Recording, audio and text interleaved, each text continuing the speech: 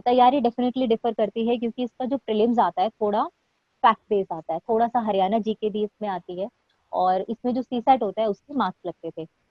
ये चीज अब चेंज हो चुकी है, शायद अब सीसेट के मार्क्स नहीं लगेंगे, बट मेरे टाइम पे लगे थे।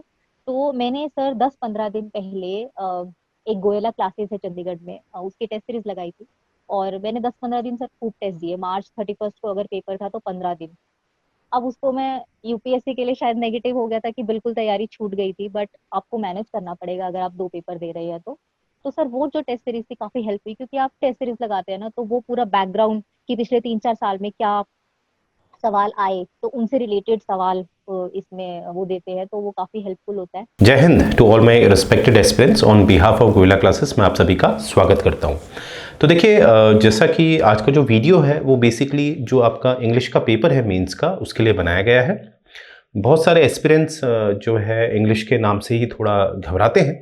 तो देखिए, ऐसा कुछ नहीं है कि आपने एक ऑक्सफोर्ड लेवल की इंग्लिश देखनी है। एक स्किल होता है पेपर निकालने के लिए, वो कुछ एक जो पैरामीटर्स हैं, जो एक टेक्निक होती है वो आपने समझनी होती है, राइट।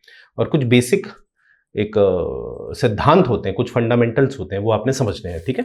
तो हमारी टीम आपको वो समझाएगी, राइट। तो देखिए, आज हम एक डिस्कशन करते हैं एक सिंपल वे में। इसको मैं बहुत सिंपल बनाने की कोशिश करूंगा, जिससे कि जो हमारे हिंदी मीडियम के जो एक टैलेंटेड एस्पिरेंट्स हैं, जो कहीं ना कहीं इंग्लिश से थोड़ा घबराते हैं, उनको मैं ज़्यादा टारगेट कर रहा हूँ, औरों को भी, बट उनको ज़्यादा कर रहा हूँ जिससे कि आपको एकदम क्लियरिटी मिले कैसे एक ऐसे राइटिंग की जाती है, राइट। तो देखिए, ये आपका एक सिलेबस है जो एक ऑफिशियल वेबसाइट में दिया गया है। एक सेकंड पहले इसको डिस्कस कर लेते हैं।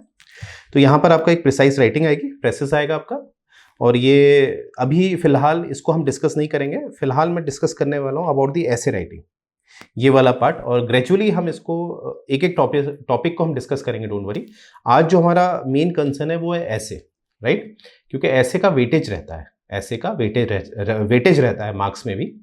तो देखते हैं ऐसे में हमने किन किन बातों का ध्यान देना है। तो यहाँ पर आपको देखिए, ये प्रीवियस ईयर क्वेश्चन है जो इंग्लिश का है, उसमें ऐसे आपको एक क्वेश्चन दिया गया था, और इसमें आपको पूछा गया था कि ये जो चार नीचे जो सब्जेक्ट दिए हैं 1 2 3 4, इनमें से आपने एक पे 300 वर्ड्स का ऐसे लिखना है। तभी मैंने कहा था इसका वेटेज होता है, 300 वर्ड्स में लिखना है। और देखिए, अच्छी बात क्या है कि आपके पास ऑप्शंस रहते हैं, विकल्प रहते हैं। तो चार में से एक करना है आपने। तो पहला है beauty is truth, truth beauty. दूसरा है मॉब लिंचिंग। तीसरा है new education policy in India. और चौथा है ट्रिपल तलाक। देखिए, यहां से मुझे क्या पता चल रहा है, यहां से मुझे ये पता चल रहा है कि मुझे करंट से फैमिलियर रहना पड़ेगा, यानी कि करंट में जो भी मुद्दे चल रहे हैं वो मुझे पता होने चाहिए, तभी मैं ऐसे लिख पाऊंगा, राइट। तो पहली बात तो ये है। दूसरा, अब हम देख लेते हैं। देखिए, इसको अभी हम लास्ट में डिस्कस करेंगे। बस यहां पर मैं आपको ये समझाना चाहता हूं कि अभी 4 सब्जेक्ट आपको दिए हैं, उसमें से एक में ही आपने ऐसे लिखना है, राइट। तो देखिए, अब यहीं पर मैंने एक आपको फ्लो चार्ट बना रखा है, जिससे कि आपको ईजी रहे समझना कि कैसे आपने ऐसे को अटेम्प्ट करना है। तो सबसे पहले देखिए, सब्जेक्ट। सब्जेक्ट क्लियरली डिफाइंड होता है। तो ये तो आपका जो कमीशन है उसकी जिम्मेदारी है। जैसे कि आपने देखा है, चार के चार जो टॉपिक हैं ये आपको क्लियरली डिफाइन है, जैसे कि आप देख पा रहे होंगे। एक सेकेंड, ये आपको दिख रहे होंगे सारे के सारे टॉपिक। तो आप देख पा रहे होंगे ये 4 के 4 टॉपिक जो हैं, जो सब्जेक्ट हैं, वो क्लियरली आपको डिफाइंड है। तो वही बात यहां पर देखिए आप। अब देखिए, आपकी जिम्मेदारी यहां से शुरू होती है, यहां से आपकी जिम्मेदारी शुरू होगी। अब ठीक है, इसे देख लेते हैं। आपकी जो जिम्मेदारी है वो यहां से शुरू है। तो यहां पर आपने क्या करना है, सबसे पहले जो भी सब्जेक्ट दिया हुआ है उसके बारे में आपने, जो भी आपके माइंड में आ रहा है, आपको जो रफ शीट दी होती है उसमें पॉइंट वाइज लिख देना है। जो भी आपके माइंड में आ रहा है उससे रिलेटेड, उस मुद्दे से संबंधित जो भी, तो उसको एक पॉइंट में लिख देना है आपने। पहला step, point them in paper, जो आपको रफ पेज दिया हुआ, राइट। नेक्स्ट, जब आप उसको सारा मेंशन कर लेते हैं पॉइंट, तो उनको आपने एक लॉजिकल अरेंजमेंट करना है। लॉजिकल अरेंजमेंट मतलब क्या है कि उनको एक अरेंजमेंट करना है आपने, जो मिलते जुलते हैं उनको साथ रखना है। अब ये कैसे करना है उसके लिए भी मैं एग्जांपल लाया हूं, डोंट वरी। और लास्ट में आपने उनको मैपिंग आउट कर देना है इन दी मेंस पॉइंट। जब आप मेंस लिखेंगे तो उन जितने भी पॉइंट्स को आपने जो लॉजिकल अरेंजमेंट कर रखा है अपने मेंस राइटिंग में, उनको उठा के रख देना है, ठीक है। तो स्टेप याद होगा, तो एक बार देख लेते हैं। पहला स्टेप है आपका सब्जेक्ट, जो क्लियरली डिफाइंड होगा, ये आयोग की तरफ से होगा। जो नेक्स्ट वाला स्टेप है, इसमें आपने क्या करना है, उस सब्जेक्ट के जो भी वो जो सब्जेक्ट है उससे रिलेटेड जितने भी इंपॉर्टेंट पॉइंट हैं आपने उनको एक पेपर में लिख देना है, जो भी आपके माइंड में चल रहा है, और उनको लॉजिकल अरेंजमेंट कर देना है। फिर उनको लॉजिकल अरेंजमेंट के बाद उनको ऐसे राइटिंग में इस्तेमाल कर लेना है, राइट। अब देखिए एक एग्जाम्पल लाया हूं आपके लिए, एक सिंपल तरीके से हम स्टार्ट करेंगे, जिससे कि जो मेरे बिगनर्स हैं वो भी कंफर्ट जोन में रहे, वो भी अच्छी तरह समझ पाए। तो देखिए एग्जाम्पल है कि एलिफेंट यानी कि हाथी पे ऐसे लिखने को आ जाए, हाथी पे ऐसे लिखने को आ जाए। तो हाथी का नाम सुनते ही मेरे माइंड में क्या आएगा, ये लार्जेस्ट है, सबसे बड़ा है। पॉइंट नंबर 1 क्या है मेरे, कि सबसे बड़ा होता है हाथी, बिल्कुल होता है। दूसरा मेरे माइंड में आया कि जब शेर का शिकार किया जाता है तो हाथी का इस्तेमाल किया जाता है, क्योंकि काफ़ी ऊंचा होता है, तो हाथी का इस्तेमाल किया जाता है। तीसरा मेरे माइंड में आया कि इसकी सूंड होती है और इसके बड़े बड़े कान होते हैं। चौथा मेरे माइंड में आया कि ये भारत और अफ्रीका में ज़्यादा पाया जाता है।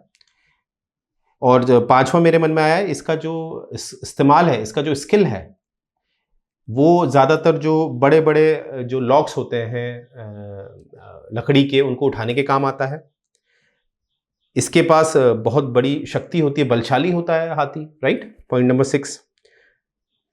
और इसकी जो सातवा है, जो इसकी जो एक वो होते हैं दांत होते हैं इसके जो लंबे से, उसका तस्करी की जाती है, हाथियों को तभी मारा जाता है, और इसके दांतों से काफ़ी अच्छे अच्छे ऑर्नामेंट्स बनाए जाते हैं। और जो आठवां है, हमें दिखता है कि युद्ध में इनका इस्तेमाल होता था पुराने ज़माने में, जो राजा महाराजा होते थे वो हाथियों का इस्तेमाल करते थे। 9th मुझे दिखता है ये इंटेलिजेंट होता है। और 10 मुझे दिखता है कि ये जो बड़े बड़े जो भार होता है उनको इधर से उधर, एक जगह से दूसरी जगह ले जाने के काम आते हैं हाथी। तो देखिए जब भी मैं पूछूंगा हाथी के बारे में आपने ऐसे लिखना है, तो मन में यही तो ख्याल आएगा, इस तरह के पॉइंट आपके माइंड में आ जाएंगे, ठीक है। जरूरी नहीं है कि इसी सीरीज में आएंगे, पर इस तरह के ख्याल आएंगे। तो मैंने क्या किया, मेरे माइंड में जो आया मैंने उसको 1 2 3 4 5 6 7 8 9 10 में डिवाइड कर दिया। यही आपने करना है। अब इसके बाद आपने क्या करना है, अब जो एक सा पॉइंट है उनको एक साथ रख देना है, इसी को लॉजिकल अरेंजमेंट कहते हैं। देखिए क्या कहा मैंने, अगर आप देखेंगे पॉइंट 1 3 6 7 9, अब देखते हैं पॉइंट नंबर 1 क्या बात करता है, देखते हैं। पॉइंट नंबर 1 बात करता है लार्जेस्ट ऑफ ऑल एनिमल, सबसे बड़ा होता है जानवरों में। 1 3 क्या बात करता है, इसकी एक ट्रंक सूंड होती है, बड़े कान होते हैं। 5 क्या बात करता है कि इसकी स्किल है कि ये पिलिंग लॉक्स करेगा। देखिए 1 3 6 सॉरी कि माफ 5 को नहीं लेना है, 6 को लेना है, इट्स ग्रेट स्ट्रेंथ। फिर हमने 7वां देखना है, आइवरी के लिए इसका इस्तेमाल होता है, जो मैंने कहा था इसके दांतों से बनाया जाता है। और 9वां हम देख लेते हैं, इट्स इंटेलिजेंट। तो आप देखेंगे कि जो ये जो पॉइंट है, पॉइंट नंबर 1 3 6 7 9, ये बात करते हैं हाथी की, मतलब हाथी के बारे में दर्शाते हैं। हाथी के बड़े कान हैं, हाथी के दांतों से व्यापार होता है, हाथी की सूंड है, ये सब एक से है, कॉमन है, ठीक है। वहीं पर आप देखिए 2 5 8 10 में क्या समानता है। 2 5 8 में देखते हैं क्या क्या समानता है, एक बार देख लेते हैं। 2 5 8 में क्या समानता है, 2 में है यूज्ड इन टाइगर हंटिंग, पहला। 5 में क्या है, इट स्किल्ड इन पिलिंग लॉक्स, क्या है 2 5 5 2 5 8 in old times used in Wars. अब आप देखेंगे इसमें क्या समानता आ रही है, इसमें समानता आ रही है कि हाथी का उपयोग कैसे करते हैं, हाथी किस तरह से उपयोग किया जा सकता है। पहले वाले में हाथी के बारे में बताया गया, हाथी के कान है, सूंड है, इस तरह की बातें। दूसरे वाले पॉइंट क्या थे, हाथी का जो इंसान है वो कैसे इस्तेमाल करता है, युद्ध में करता है, बड़े बड़े जो भार है उसको एक जगह से दूसरी जगह ले जाने में करता है।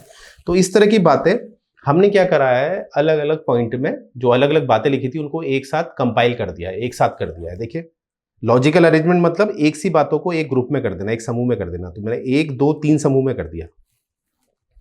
अब जब मैंने 3 समूह में किया तो इसलिए किया क्योंकि अब ऐसे में चलता है पैराग्राफ, ऐसे में चलता है पैराग्राफ। आपने क्या करना है, पैराग्राफ के साथ ऐसे में चलता है कंजंक्शन। ये देखिए यहां पर क्या लिखा मैंने, यूज ऑफ कंजंक्शन।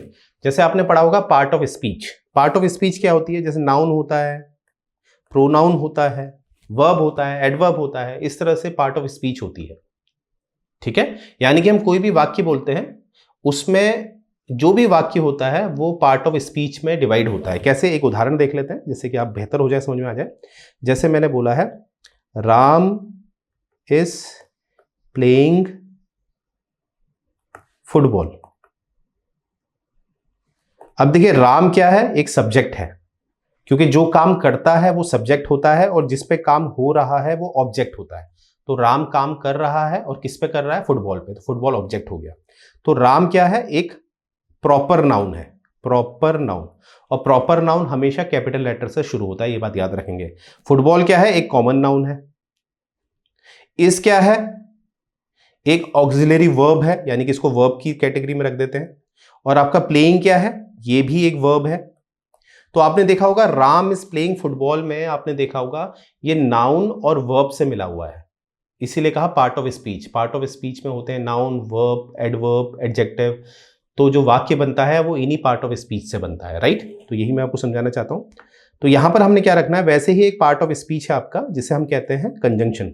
कंजंक्शन बहुत आसान है, जैसे जंक्शन, जंक्शन होता है आपको पता है ना, जहां पर दो ट्रेनें आपस में मिलती हैं, उनके जो डब्बे होते हैं उनको जोड़ दिया जाता है। तो वैसे ही क्या होता है, यहां पर जब दो वाक्यों को जोड़ा जाता है जिस शब्द से, उसको हम कंजंक्शन कहते हैं। जैसे एक उदाहरण है एंड, बट, ये उदाहरण है आपके कंजंक्शन के। जैसे मैं एक स्टेटमेंट लिखता हूं, Ram is playing football, football, but, अब देखिए मैंने बट लगा दिया, but Sita is not. Ram football खेल रहा है परंतु सीता नहीं खेल रही है। तो यहां पर मैंने बट का इस्तेमाल करके दो वाक्यों को जोड़ दिया। तो ऐसे में क्या करना होता है, हमने पैराग्राफ रखने होते हैं और कंजंक्शन का इस्तेमाल करके हमने उन वाक्यों को जोड़ना होता है, ठीक है, जिससे कि हमारा पैराग्राफ लंबा हो जाए। ऐसा नहीं कि आपने छोटे छोटे छोटे पैराग्राफ बना दिए। ऐसे में पैराग्राफ लंबे होते हैं और वाक्यों को, एक से वाक्यों को जोड़ा जाता है कंजंक्शन से, ठीक है। तो देखिए यहां पर देखिए, अब जैसे ये इतनी बातें हैं, 1, 3, 6, 7, 9 को आप एक पैराग्राफ में रख सकते हैं। और आप क्या कर सकते हैं, 1 और 3 को आप किसी कंजंक्शन से जोड़ सकते हैं। जैसे 1 क्या बात करता है, लार्जेस्ट ऑफ ऑल एनिमल, हम लिख सकते हैं कि elephant is largest of all animal, या एलिफेंट्स आर, क्योंकि प्लूरल की बात है, animal, elephants are largest of all animals, and लगा के आपने its trunk and large ears makes him a very attractive animal, ऐसा हम लिख सकते हैं। तो एंड लगा दिया ना मैंने। तो ऐसे कर करके आपने क्या करना है, जैसे कि यहां पर आप देख रहे होंगे 1, 3, 6, 7, 1, 3, 6, 7, 9 को आपने कैसे लिख देना, 1 और 3 को जोड़ देना है, ये कंजंक्शन लगाकर, एंड लगाकर, 6 और 7 को जोड़ देना है, इस तरह से। और आपने इन सबको जोड़ जोड़ के एक ही पैराग्राफ में लिख देना है। तो इस तरह से हमारा एक जो सिंपल सा एग्जांपल था एलिफेंट पे लिखने के लिए, वो आपने 3 पैराग्राफ में इसको खत्म कर देना, राइट। और बात सिर्फ सब्जेक्ट की होगी, यानी कि यहां पर ना टाइगर की बात होगी, ना यहां पर किसी अदर एनिमल की बात होगी, यहां पर बात सिर्फ एनिमल की होगी, माफ कीजिएगा एलिफेंट की होगी, राइट, क्योंकि यहां पर सब्जेक्ट क्या है हमारा, एलिफेंट। तो मुझे उम्मीद है ये बात आप समझ पाए होंगे। अब देखिए थोड़ा सा एडवांस देख लेते हैं, बहुत आसान तरीके से हम आपको समझाएंगे। ऐसे का क्लासिफिकेशन होता है, ऐसे के जो प्रकार हैं वो इस तरह के होते हैं, एक रिफ्लेक्टिव एसेज होते हैं, एक इमेजिनेटिव एसेज होते हैं, एक नैरेटिव एसेज होते हैं, और एक एक्सपोजिटरी एसेज होते हैं, और एक डिस्क्रिप्टिव एसेज होते हैं। अब दिखने में आपको लग रहा होगा ये बहुत कॉम्प्लिकेटेड है, ऐसा नहीं, बहुत आसान है। देखिए अगर बात की जाए रिफ्लेक्टिव एसे की, रिफ्लेक्टिव एसे क्या होता है, रिफ्लेक्शन क्या होता है, जैसे आप किसी जो ग्लास होता है, यानी कि जो शीशा होता है, शीशे को अगर आप सूरज के अपोजिट रखेंगे तो सूरज की किरण जो होती है वो रिफ्लेक्शन मारती है, राइट, है ना। बचपन में खेलते थे हम, शीशे से दूसरों के घरों पे सूरज की जो रोशनी वो पहुंचाते थे, तो इसी को रिफ्लेक्शन कहते हैं। अब रिफ्लेक्शन मतलब क्या हुआ, अगर ऐसे में हम विचारों का रिफ्लेक्शन बोलें तो क्या होता है, ऐसा सब्जेक्ट होता है जो आपसे पूछा जाता है, उसमें आपको जो लिखना होता है वो रिफ्लेक्शन आधारित होता है, यानी कि उसमें आपको एक टिप्पणी करनी होती है, आप उसके बारे में क्या सोचते हैं, राइट। जैसे कि एक मुद्दा आ जाए ट्रिपल तलाक, जैसे एक मुद्दा आ जाए आपके सामने ट्रिपल तलाक, तो आपको जब ऐसे लिखना है ट्रिपल तलाक पे, तो वहां पर आपने उसका एक जो आप महसूस करते हैं, जो आपके अंदर फीलिंग है उसके लिए कि ट्रिपल तलाक अच्छा है बुरा है, वो जो आपके अंदर रिफ्लेक्शन है उस मुद्दे को लेके, उस सब्जेक्ट को लेके वो आपने दर्शाना होता है, राइट। उसको हम कहते हैं रिफ्लेक्टिव ऐसे। इसमें आपको एडवांटेजेस यानी कि उसका जो उसके बारे में सही बातें वो लिखनी होती हैं, डिसएडवांटेजेस जो गलत हैं वो लिखना होता है, राइट। इसमें आप छोटी छोटी कहानियों का इस्तेमाल कर सकते हैं, फैबल्स का इस्तेमाल कर सकते हैं, यानी कि जो काल्पनिक कहानियां होती हैं छोटी छोटी, फैबल्स कहते हैं। ऐतिहासिक पहलू का इस्तेमाल कर सकते हैं, लिटरेरी सोर्सेस का इस्तेमाल कर सकते हैं, जैसे पुरानी पुस्तकें उठा सकते हैं, इतिहास, ऐतिहासिक, ये सब पहलू का इस्तेमाल कर सकते हैं, रेफरेंसेस दे सकते हैं, राइट। इस तरह की बातें आप इस्तेमाल कर सकते हैं इसमें। डोंट वरी, मैं इसको एक पूरे एग्जांपल के साथ बताऊंगा। फिलहाल आप ये पॉइंट्स याद रखिएगा, ये हमने नियम याद रखने हैं। तो रिफ्लेक्टिव में आपने एडवांटेजेस और डिसएडवांटेजेस ये दिखाना है, और जो कोट है, छोटी छोटी कहानियों का आप सहारा ले सकते हैं। अब इंपॉर्टेंट, सबसे इंपॉर्टेंट है कि यहां पर आप फिलोसफिकल पार्ट जो है उसका इस्तेमाल करेंगे, और थियोलॉजिकल पार्ट। फिलोसफी, क्योंकि फिलोसफी क्या कहती है, यही तो कहती है कि हाँ या नहीं, आपने सही या गलत बताना है, सही या गलत, क्या सही है क्या गलत है, ये एक फिलोसफिकल पार्ट होता है। और थियोलॉजिकल पार्ट क्या होता है, जैसे जो ग्रंथों में लिखा है, जो ग्रंथ होते हैं ना, चाहे वो गीता है, कुरान है, बाइबल है, गुरु ग्रंथ साहिब है, उसके हिसाब से जो धर्म के जो गुरु होते हैं उनके जो बातें हैं वो होती हैं थियोलॉजिकल बातें, राइट। तो उस आधार पे आपने सही गलत को निर्धारित करना है। तो इस तरह का फिलोसफिकल बातें आप यहाँ इस्तेमाल कर सकते हैं। और यहाँ पर जो भी आप स्टेटमेंट देते हैं, चाहे सही देते हैं, देखिए सही में तो आपको जरूरत नहीं पड़ेगी, पर आप किसी मुद्दे पे गलत लिखते हैं, तो अगर उसके बारे में अगर आप गलत बता रहे हैं उसको समाज के लिए, अगर समाज के लिए उसको गलत बता रहे हैं, तो आपने उसका एक रीजन देना है, तर्क देना है।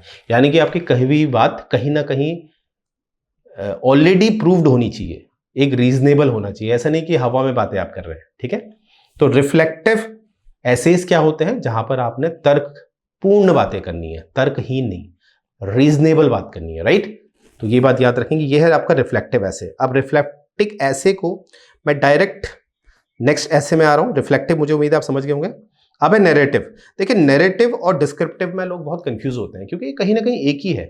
आई रिपीट, नैरेटिव और डिस्क्रिप्टिव एक ही है। अब मैं बता देता हूं, नैरेटिव जो होता है, नैरेटिव में आप एक ऐतिहासिक पहलू यानी कि हिस्टोरिकल बात कर सकते हैं। जैसे कोई मुद्दा दिया हुआ है, उसकी शुरुआत आप एक ऐतिहासिक पहलू से कर सकते हैं, हिस्टोरिकल वे में कर सकते हैं।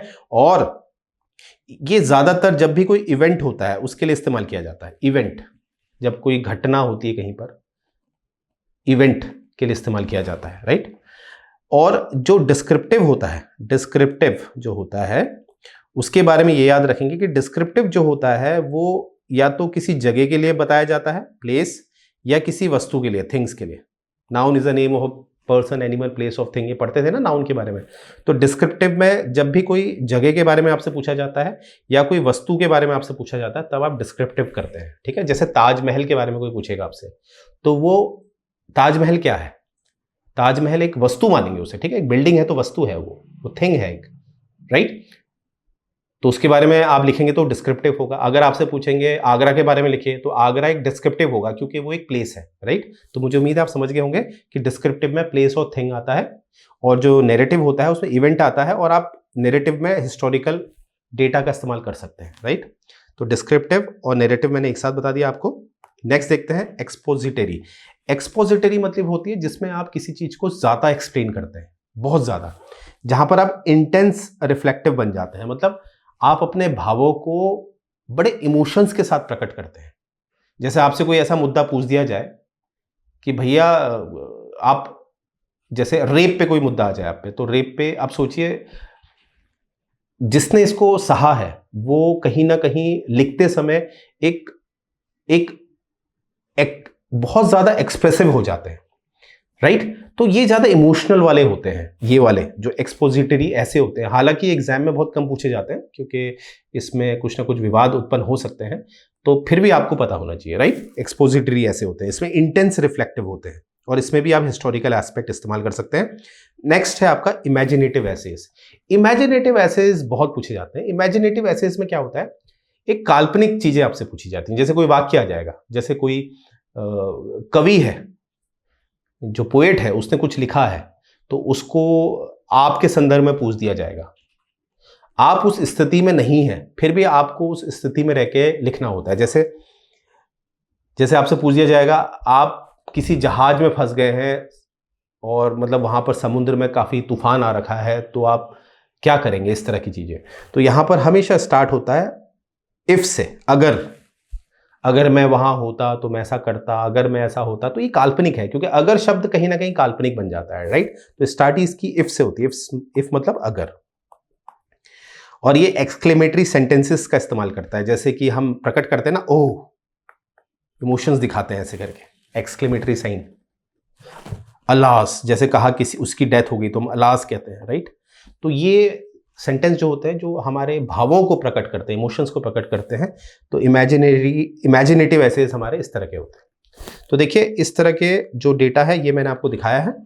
तो रिफ्लेक्टिव होता है, जिसमें हम क्या हम समझते हैं उसके मुद्दे के लिए उसके बारे में बात करते हैं, हम अपने भावों को प्रकट करते हैं। वो एडवांटेज भी हो सकता है, डिसएडवांटेज भी हो सकता है। और यहाँ पर फिलोसफिकल पार्ट हम दिखाते हैं, थियोलॉजियन पार्ट हम दिखाते हैं। इमेजिनेटिव मैंने बता दिया, इमेजिनेटिव होता है। नैरेटिव और डिस्क्रिप्टिव मैंने बता दिया। नैरेटिव ज़्यादा इवेंट्स जो घटना होती हैं उसके लिए इस्तेमाल होता है, और डिस्क्रिप्टिव जो होता है प्लेस और थिंग्स के लिए होता है। और एक्सपोजिटरी जो एक्सट्रीम जब रिफ्लेक्शन होता है तो उसके लिए आता है, ठीक है। अब एक मैं आपको हिंट दे रहा हूं यहां पर, एक सेकेंड, एक शॉर्टकट आपको दे रहा हूं। देखिए, पढ़ा मैं आपको पूरा रहा हूं, जैसे कि आपको पता होना चाहिए हर चीज। ज्यादातर आपने तैयारी करनी है रिफ्लेक्टिव में, ये ज्यादा पूछा जाता है। आपने देखना है नैरेटिव, और ये डिस्क्रिप्टिव, और ये इमेजिनेटिव। ये तीन जो हैं वो ज्यादा आते हैं, क्योंकि तीन इसलिए बोल रहा हूं क्योंकि दोनों को मैंने एक कैटेगरी में रख दिया है। तो ये ज्यादातर पूछे जाते हैं आपसे, राइट। अब प्रश्न है कि सर मेरे सामने क्वेश्चन आएगा तो उसको मैं कैसे पहचानूंगा या पहचानूंगी कि ये क्या पूछा जा रहा है, ठीक है। अब इसको समझाने के लिए मैं आपको एक लाइव एग्जांपल दिखा रहा हूं, जो प्रीवियस ईयर आपसे क्वेश्चन पूछा गया था, कैसे इसको ट्रेस करेंगे हम, राइट। तो आइए देखते हैं, एक सेकेंड। देखिए, अब है ब्यूटी इज ट्रुथ और ट्रुथ ब्यूटी। ये एक कोट दिया गया है आपको, इसको आपने एक्सप्लेन करना है। मतलब ब्यूटी इज ट्रुथ मतलब एक बात की जा रही है ऐसी जो किसी पोएट ने कही है, यह कवि की बातें हैं, राइट, कवि की बातें हैं ये। तो ये आपसे पूछा जा रहा है beauty is truth and truth beauty. तो आप कहेंगे सर ये तो हम इमेजिनरी काल्पनिक वाले में डालेंगे, राइट। नहीं, देखो, जो पोएट होते हैं वो लोग जिंदगी को इतनी अच्छी तरह समझते हैं कि वो जिंदगी को एक लाइन में दर्शा देते हैं, इसीलिए इनकी लाइन एकदम समझ में नहीं आती है। तो इनका एंगल थोड़ा फिलोसफिकल होता है, माफ करो, फिलोसफिकल।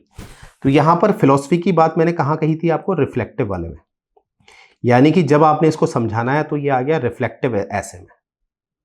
और रिफ्लेक्टिव ऐसे में आपने किस किस का इस्तेमाल करना है, फिलोसफिकल पार्ट का भी इस्तेमाल करना है, एडवांटेजेस डिसएडवांटेजेस, थियोलॉजिकल पार्ट भी इस्तेमाल करना है। फिलोसफी आप जानते हैं जो बात करती है सही गलत की, राइट।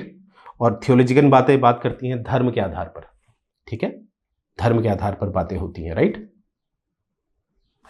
नेक्स्ट हम देखेंगे, ये पॉइंट आपको समझ में आया। Next, mob lynching. अब मॉब लिंचिंग क्या होती है? मॉब लिंचिंग मतलब क्या होता है, जैसे आपने न्यूज में देखा होगा बहुत जगह ये होता है कि जैसे क्या होता है, भीड़ जो होती है वो किसी को मार देती है।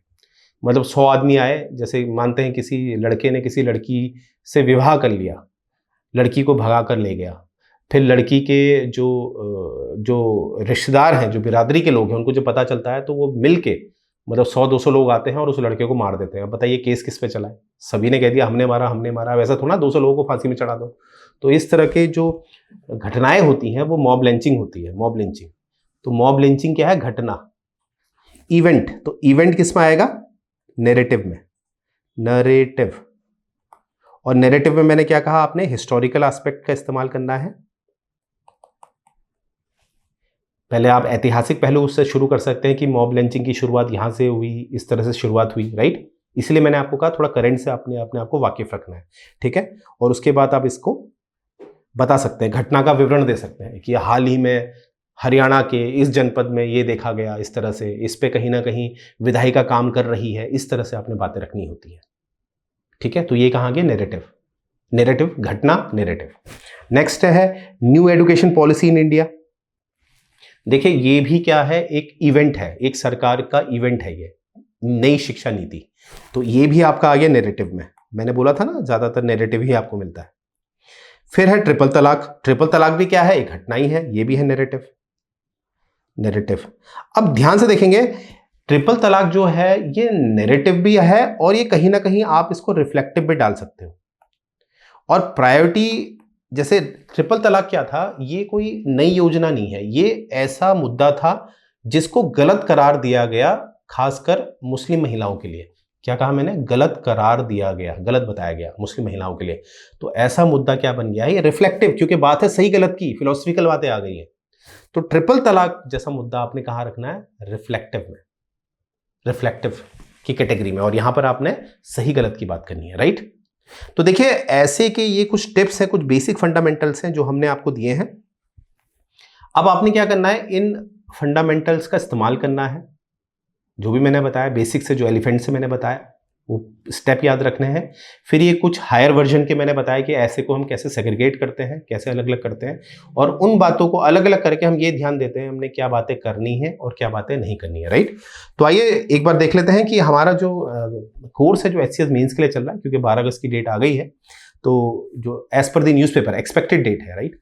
तो इसमें आप देखेंगे हमारा जो प्रीमियम लेक्चर्स का जो सीरीज है वो आपको मिलेगी, और इसमें जो स्टडी मटेरियल है वो आपको दिया जाएगा, दैट इज ओनली 6,999। और यहीं पर आप देखोगे कि अगर आप चाहते हैं कि केवल टेस्ट सीरीज आपको मिले, 3 पेपर की टेस्ट सीरीज हम आपको दे रहे हैं, इंग्लिश, हिंदी और जीएस की, राइट। इंग्लिश के लिए 10, हिंदी के लिए 10 और जीएस के लिए 15, टोटल 35 टेस्ट हैं। वो भी आपको पड़ेंगे 6,999 के सेम रेट पे। अब देखिए एक जो हमारा जो एक पैक है आपके लिए, जिसे हम बंडल जो है आपका, जिसमें आपको तीनों मतलब जिसमें आपको प्रीमियम लेक्चर्स भी मिल रहे हैं, टेस्ट सीरीज भी मिल रही है 3 के 3 और स्टडी मटेरियल भी मिल रहा है, ये आपको पड़ेगा केवल 9,999। इसमें आपकी कंप्लीट जो तैयारी है मेंस के लिए वो हो जाएगी, राइट।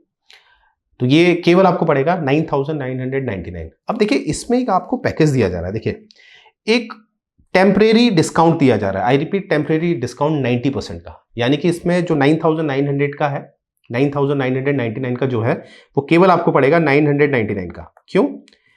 उन लोगों को पड़ेगा जो लोगों को लगता है कि उनका जो प्री में जो मार्क्स आए हैं वो इतने हैं भी और नहीं भी हैं कि उनका मीन्स में हो, यानी कि मजेदार में फंसे। अब पेपर 12 अगस्त लिखा है, हो सकता है वो 22 अगस्त से हो, तो ये बीच का जो टाइम है वो वेस्ट ना हो आपका, क्योंकि एक एक दिन मायने रखता है। तो उन स्टूडेंट, उन एस्पिरेंट्स को क्या करना है, केवल 999 रुपये देना है, और वो हमारे बंडल वाले कोर्स जिसमें सब कुछ है वो एक्सेस उनको हो जाएगा, जिससे कि अपनी तैयारी डेली कर सकते हैं, क्योंकि रोज रोज का हिसाब है, हर दिन इंपॉर्टेंट है। तो वो लोग ज्वाइन कर सकते हैं। इफ इन केस उनका अगर नहीं हो पाता है मेंस के लिए, तो वो हमारा जो कोर्स है वो क्विट कर सकते हैं।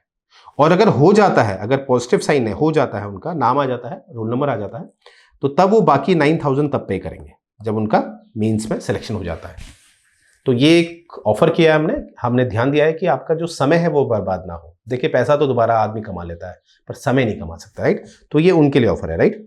तो बाकी आप देख रहे हैं जो स्टार्टिंग में आपने देखा होगा महक स्वामी मैम का, तो ये उनका एक कॉम्प्लीमेंट है हमारे लिए। वो आज पहले वो HCS SDM बनी थी, फिर उन्होंने यहाँ से गोयला क्लासेस से टेस्ट सीरीज ली, आज वो IPS है। तो आपको भी हम ऐसा ही चाहते हैं, यही आपका एक करियर हो।